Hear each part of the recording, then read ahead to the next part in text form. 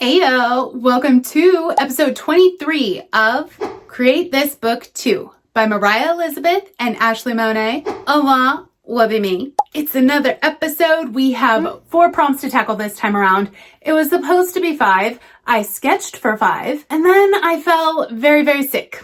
Like, couldn't get out of bed sick. And I stayed that way for several days. By the time I finally started feeling better, I didn't have time to do the 5th prompt, otherwise this video would have been out even later than it already is. So sorry about that. I'm feeling better and ready to get back to business. Now this is kind of a wild episode. It's already done, I already know what's in it, and things got a little bit revealing in this episode, let's just say. But enough of me talking, let's jump right in and see what I can create.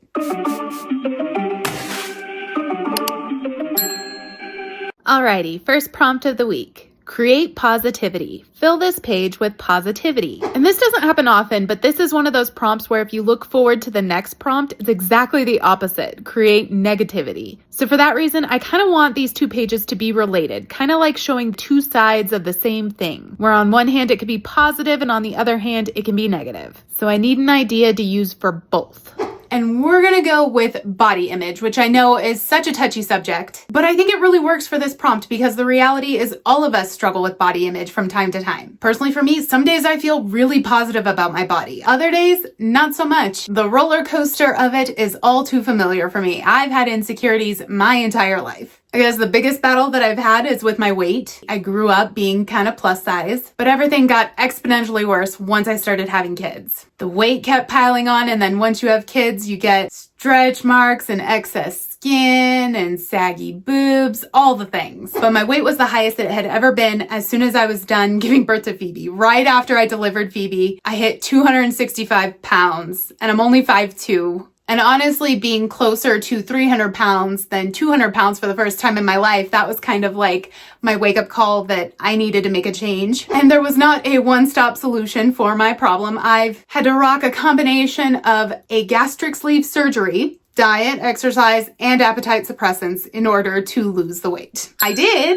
over 100 pounds. And you would think that's the end of the story, but oh, it is not. With my weight, it will yo-yo. It has yo-yoed forever. I lost the weight and then I started up YouTube. YouTube was awesome, but it was a total lifestyle change for me and what I had been used to. I had significantly less time to exercise, food prep, all the things. And the next thing I knew, I started gaining the weight back. Now I have worked to lose it again. And so far I have been able to maintain for several months my goal weight. But again, when you lose that kind of weight, you're talking excess skin. You trade one insecurity for another. And who knows what the future holds? I could gain again. I could lose more. It's hard to say. The reality is I will probably have the good days, the positive days, and the negative days for the rest of my life. So obviously this positivity page is going to be me on one of the good days, the days where I just wake up feeling like $1,000,000, there's some extra pep in my step, where I could wear anything in my closet and look great in it. My skin looks nice and fresh, my hair cooperates with me, and I'm just so happy with the body that I'm in. I'm not gonna lie, I have more of those days now than I ever had before losing the weight, but they still are far and few between. I deliberately chose the outfit I wanted body positive me to be wearing on this page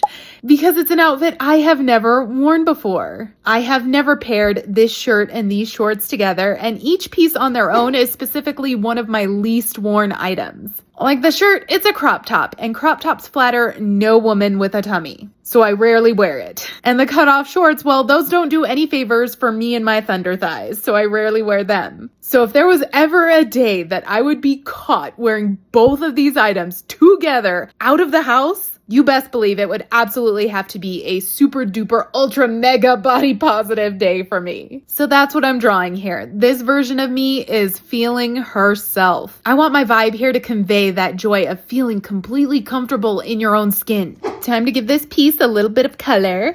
I have drawn so many self-portraits on this channel, and I feel like I've been on a never-ending search for the right colors to match my skin tone, and I never get it just right. Like, we're close here, but not quite.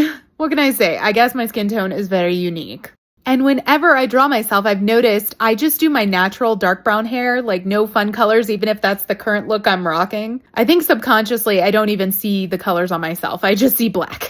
The rest of the outfit was pretty straightforward. Since it's a real one that actually exists, I just gotta match the colors as they actually are. Random thought. I've been reflecting on my channel a lot, and so many other people seem to love prompt books as a means to explore a ton of different types of mediums and supplies. Do something different. I am just so not that way. I have definitely fallen in love with alcohol markers since starting my channel, and I find myself constantly going for them. Like, every video, and honestly most of the prompts.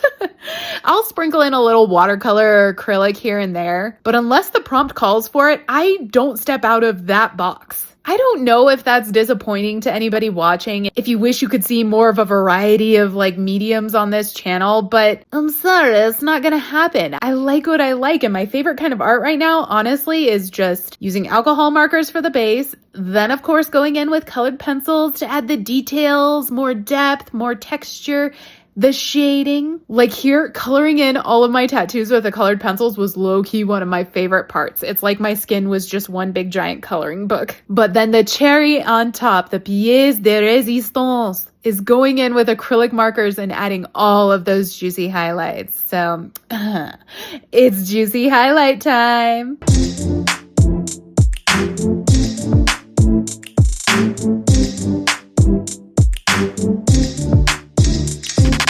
Back to the book, let's glue in body positive Ashleigh Monet, looking good.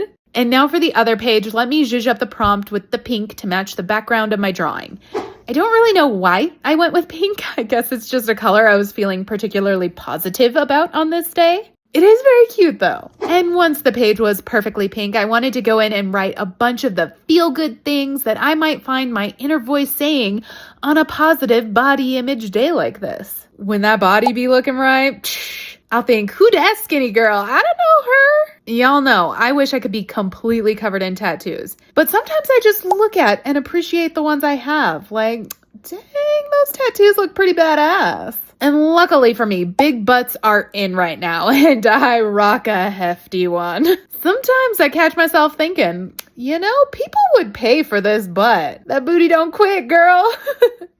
I'm also quite busty. No lie, they did shrink quite a bit from the weight loss, yet I still fill out a bra just fine. I still catch myself hearing hooters, hooters, hooters when I look in the mirror. Also, I feel like the camera really flatters my teeth. Like in person, they're average, I think, but I watch my videos back and I think, dang, my teeth are so white, I need sunglasses. Now, my goal is to someday have hair down to my waist, and I get super frustrated with how slowly mine grows. But some days I just stop and look at it, and it's like, okay, that hair is getting long. And my skin. Some days I wake up totally blemish-free. The skin is perfect, and it looks so young and fresh, and I'm like, that retinol cream must be working. That's nobody's 35-year-old face.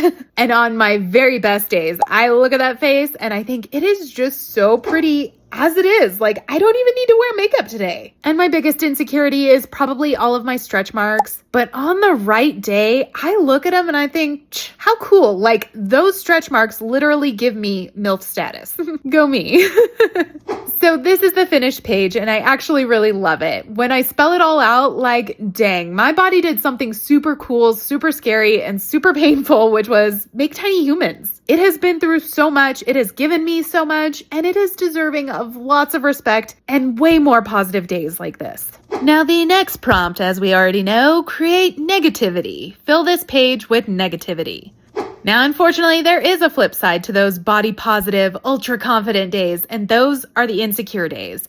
The days where the flaws are just all you can see, where you feel trapped inside a body that is not what you wish it could be. I hate those negative days, and unfortunately, they're a lot more frequent for me than the positive ones are. For this page, I decided to draw my most body negative day, my rock bottom, the day I found myself in a cosmetic surgeon's office getting a consult for a mommy makeover, which for those of you that don't know, it's a super extensive combination of multiple surgeries like tummy tuck, breast lift, sometimes liposuction, sometimes breast augmentation. The whole point being to reverse the damaging effects that birthing and nursing children has on the body. It's by far the worst I've ever felt about myself, just sitting there naked, uncomfortable, listening to a man confirm all my worst thoughts I've ever had about my body, pointing out all my flaws and explaining how much better I could look if I just let him slice and dice me. Okay, so I know this drawing is quite nude, but I obviously made sure to cover all the goodies. Like, I didn't include a kitty, if you get my drift. Yet somehow, as I started adding color, I felt like I was staring right at the junction. Like, everything felt so exposed. She's just Ashleigh as a drawing, but maybe let's give her a little bit of modesty. Now, don't get me wrong. While this was a very negative experience for me, I would never knock someone for getting any of these procedures. I think everyone deserves to feel comfortable in their own body, and if surgery gets them there, like, I'm happy for them, genuinely. I opted not to go through with it, and I can't even say some BS like, it was because I choose to love myself and my body as I am. Although I do feel much more positive these days about my body as it is. And I have a strong hope that those feelings will only continue to grow with time. And hey, if I had gone under the knife, I guess I never would have known that was possible. Not to mention, that stuff is expensive. Like, I hate that society makes women feel like they have to spend tens of thousands of dollars to conform to some sort of Kardashian beauty standard. And let's be real, the Kardashians themselves don't even meet that without surgery. I guess my point is, I wish that society had way more normalization of regular bodies. Bodies like mine. I think we've come a long way. You see a lot of shapes and sizes that you didn't used to on TV and such, but we still have so much further to go. We have so much more work to do. I can't lie, I almost chickened out on including this page in my video. It's incredibly revealing, and putting that out there to the world would make anyone feel super vulnerable. I really deliberated and considered scrapping both of the pages and just starting over with a completely different positive and negative concept. But then I thought, wait, okay, how hypocritical is that? How can I sit here and say that bodies like mine should be normalized and then turn around and decide I can't show my own because what? I'm ashamed, embarrassed, uncomfortable with people seeing it? That's bogus. Representation starts here. No, it's not a perfect body. I have my insecurities, but the great news is that is something that makes us alike. We all have that in common. We all have the days where that inner voice isn't so positive. Sometimes my inner voice can be a real So just like the last page, I'm going to share some of the things my inner voice says on the body negative days. Some of the things that drove me right into that surgeon's office. So being pregnant, my belly stretched massively to accommodate the tiny human inhabiting my body. Well, once the baby comes out, the belly deflates and that skin just hangs. So yes, I've got the fupa, the apron belly that comes from being a mama. And despite the fact that I chose not to get my mommy makeover, I find myself thinking all the time, soon as that lotto hits, I'm getting my tummy tuck.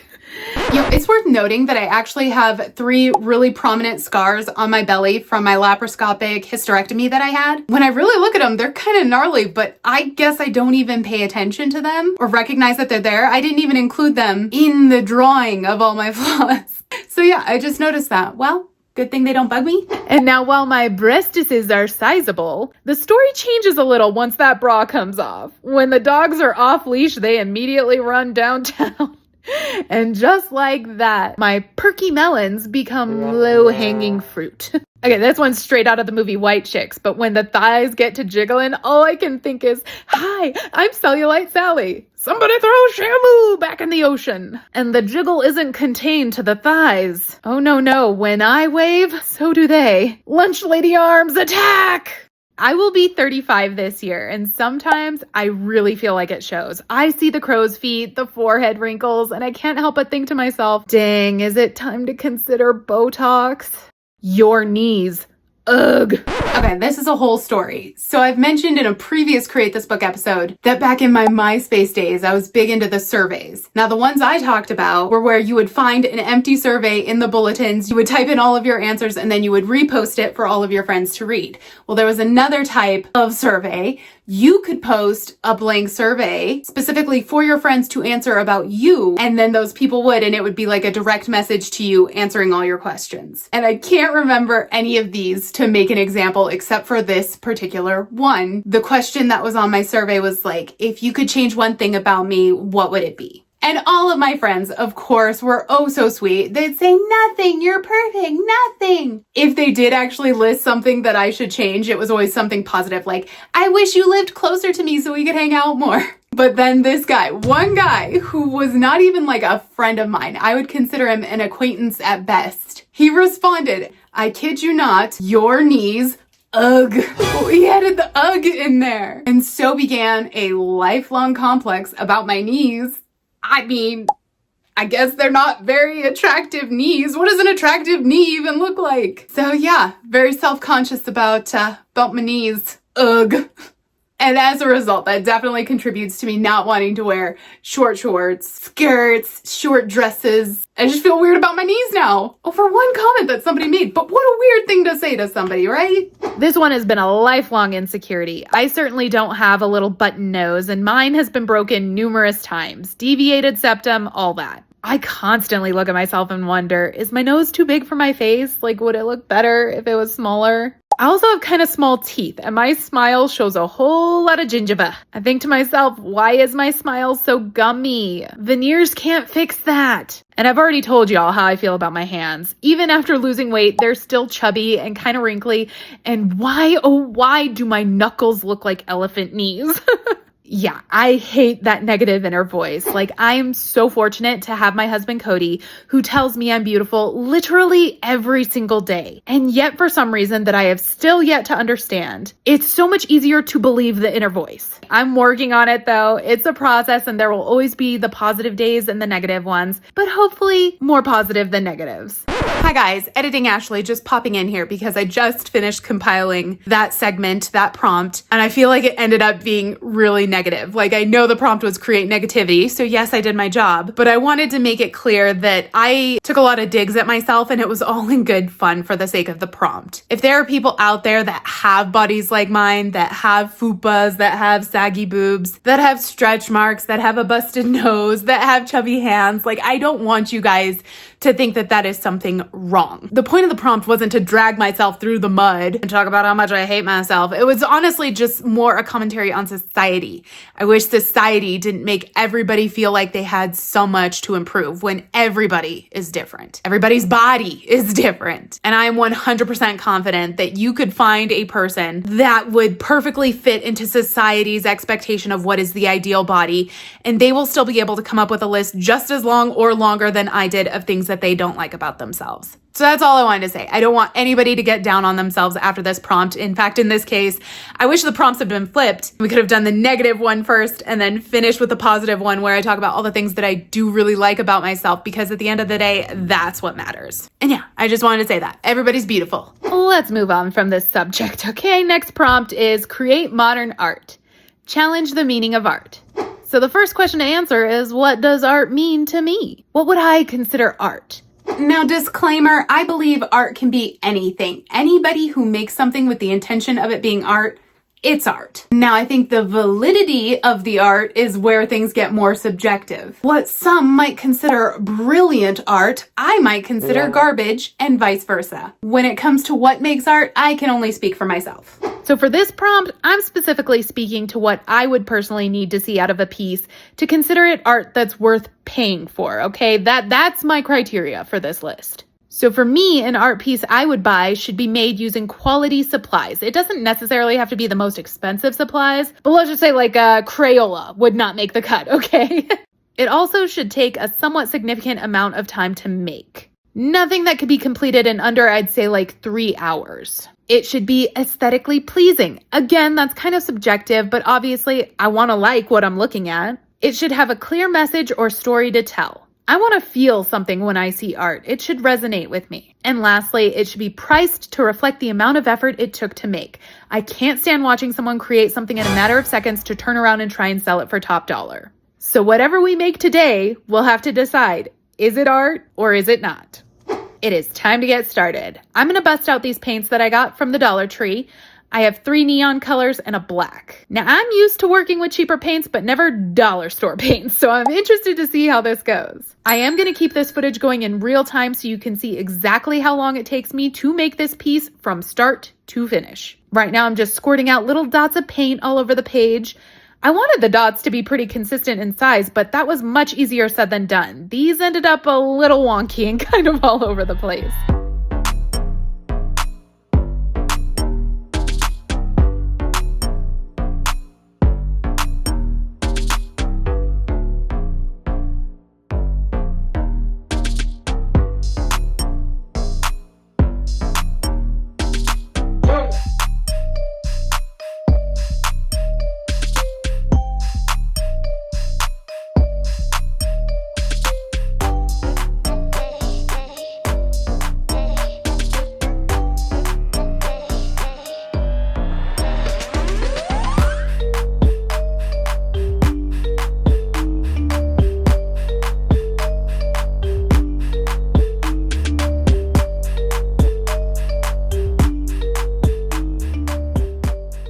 Now, if you follow viral art TikToks, you probably already know where this is going. Quite some time ago, squeegee art was really big, and I never got it. I also never tried it, so here's my chance. I got my squeegee, also from the dollar store. Now let's just pull it back and see what we're left with. Interesting. And 1 minute, 26 seconds is what we spent here. Now back to the book. The art here was so basic, I thought maybe I could at least make the page a little interesting. And I haven't done a clean taped edge in ages, so we're gonna go with that. I do feel like the dollar store paint did not impress with its vibrancy after the squeegee. It looked super pale in the end, and I assumed that was just because the squeegee pulled most of the paint off the page. So I figured for the background here, I would try the colors again without squeegeeing to see how they held up. I started with a black background, of course, and then I went through with all 3 neon colors and splattered them all over the page. Glorious splatter. I was actually loving this look, but they're dry now, and I can confirm it was not the squeegee. These are just crap paints. Like, they dried so much more transparent than they looked when they were wet. They barely stand out against the black, so I ended up having to go through with my acrylic paint markers in the same neon colors, and you can see how much brighter and opaque these colors should have been. Let me quickly zhuzh up the prompt with the same colored paint markers. Glue in our masterpiece. But now the real question is this art? Well, was it made using quality supplies? No, it was made with dollar store paint that was not very opaque at all. Did it take significant time to make? Less than 1.5 minutes? I'm gonna go with no. Is it aesthetically pleasing? Now, honestly, I'm a little surprised that I don't hate the look of this piece, but those weak colors, they did not impress. So no, it is not pleasing to my eyes. Does it have a clear story or message? Well, this piece is titled Eat the Rich. It's a satirical commentary on the thousands upon thousands that elitists are willing to spend on absolute crap art. And if you couldn't clearly understand all of that without me explaining it to you, then no. This piece does not have a clear message. And finally, is it priced to reflect the effort? There is no price. This piece needs a price. Let's go with a modest $300. Totally fair price for less than 2 minutes worth of work, right? How about no? So is this art? I'm gonna have to say no. Again though, art is subjective, and while my answer may be no, I don't know, yours might be yes. That's the beauty about art. There is something for everyone. And this was kind of a fun page, doing everything I normally wouldn't and not doing all the things I normally would. And that brings us to our last prompt. Create a new prompt. Choose 2 pages in this book, combine their instructions to form a completely new prompt. We're supposed to write the page numbers of our 2 prompts here and then write out the new prompt below that. I'm going to start by blacking out the page. I didn't really like the format in which we were supposed to combine those prompts, like just writing the page number and not the prompt itself. So I'll just rewrite everything myself in a way that I like a bit better. But also, black will definitely fit the theme of this page. Hint, hint at what's to come. So the first prompt I chose was page 134. Create imitation, recreate a famous piece of artwork. And the famous artwork we will be recreating is American Gothic, the ultra-famous painting by Grant Wood. So the painting depicts a very somber pair, a farmer and his daughter. And I know for a fact I'm not the only one that spent my whole life thinking that they were husband and wife. The daughter looks rough, but I guess the painting was made in the 1930s, so we're talking Great Depression era, so maybe that explains it. But the pair are standing in front of their Gothic-style farmhouse, hence the name American Gothic. I actually have always loved this painting. There's something just so, sad and awkward about it, but that is the piece we are going to be recreating. The second prompt will be page 75. Create a wish. Make a wish here. So let's combine the 2 for the new prompt. I wish that American Gothic was actually, Gothic. So yes, I will be drawing up my own version of American Gothic and giving the whole thing a much more goth and creepy vibe, bringing it a little bit more into my wheelhouse. Some things I do want to accomplish in my recreation is to try and make it a little more obvious that this is a father and his daughter, not husband and wife. So I'm definitely going to try and make the daughter appear younger. I'm focusing mostly on changing the outfit. I'm thinking a crop top over a skirt, throw in a little studded belt action, and yes, that is a much more youthful looking little getup for her. Now combine that with a bunch of heavy goth jewelry, and man, she looks like she could join the cast of The Craft right now.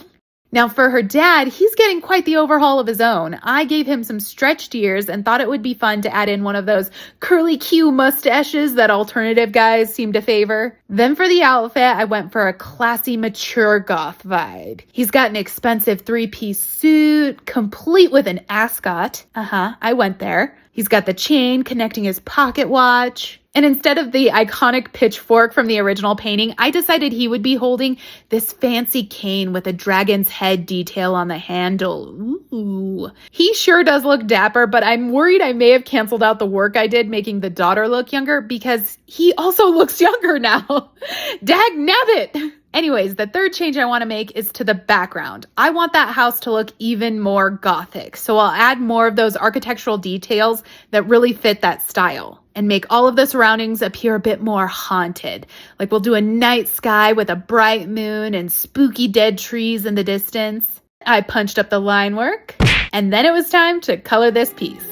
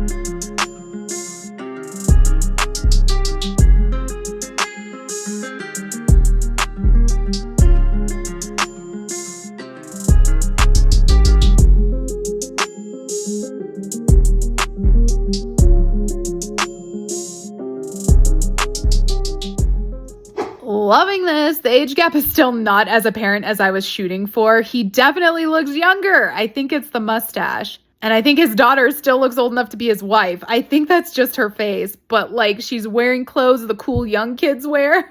Whatever, let's glue them into the book. Okay, I freaking love this interpretation. I don't even care if they still look like they could be a couple. I'm obsessed. It was so fun to take a painting that I already like and make it more my style. Like, I think the somber awkwardness of the original painting is just enhanced, and yeah, I am so happy with it. And with that, we can recap. We created positivity with this drawing of me on a day I'm feeling incredibly positive about my body image with all the positive things my inner voice has to say on those good days.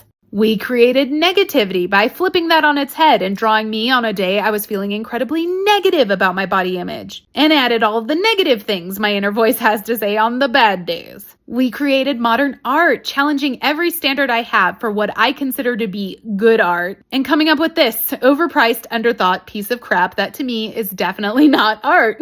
And lastly, we created a new prompt combining recreating American Gothic with a wish that it was even more Gothic. I love the spin on this, and it was definitely my favorite prompt of the week, for sure. I hope you guys enjoyed this batch of prompts. We are closer than ever to finishing. After this, we only have 3 more episodes, so I'm getting ready for that. Assuming, of course, I don't get any more terrible illnesses that incapacitate me. But at least, hey, summer is coming up. My kids only have a couple more weeks of school, and I'm so looking forward to the enhanced productivity that I will be able to take on once I'm not spending 5 hours a day on the road driving my kids to and from school. It's gonna be awesome. The goal is to get back to weekly videos, 1 video every week, and I think I can do it. But thank you guys so much for watching, and until next time, goodbye.